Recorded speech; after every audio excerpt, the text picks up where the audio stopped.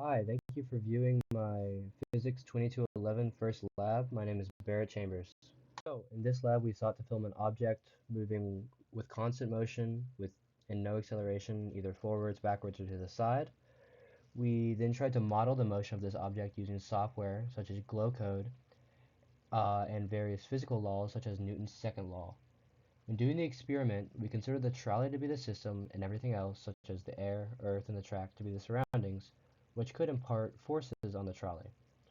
Upon analysis of the data, we found that the computational model is a good, but not perfect predictor of the trolley's motion.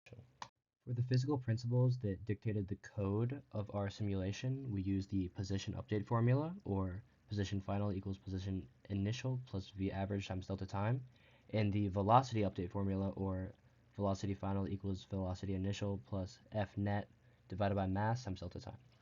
The position update formula is derived from the idea that an average velocity is equal to the final position minus the initial position divided by time. Algebraic manipulation is then performed to get the position update formula. This can be used in the code when iterating over many small delta t steps to accurately predict the position of an object over time.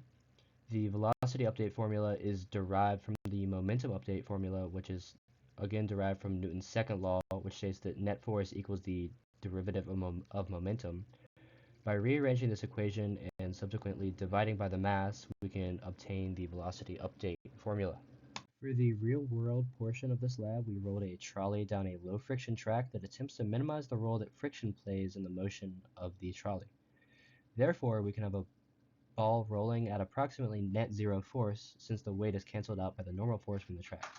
Of course, friction still does exist in this track, so it is expected that there is some deceleration compared to a simulated event with the same starting conditions. To mathematically analyze this data, we use a software called Tracker, which provides us with a position versus time graph for the motion of the approximate center of the mass of the trolley. For the computed or simulated segment of our experiment, we used the GlowScript software to model an object moving in constant motion in the Python language.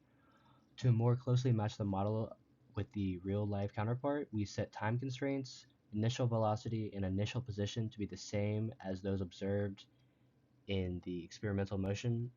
These conditions were as followed. Initial time equals 0.267 seconds, delta time equals 0.033 seconds, initial velocity equals 2,394 pixels per second, and initial position equals negative 1,028 pixels. Naturally, next we compared the observed and computed motions.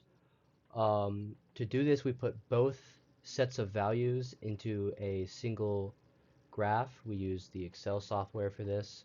Since the starting time and delta time were the same for both, they would ideally line up perfectly, but obviously, as we can see in the graph, they do not.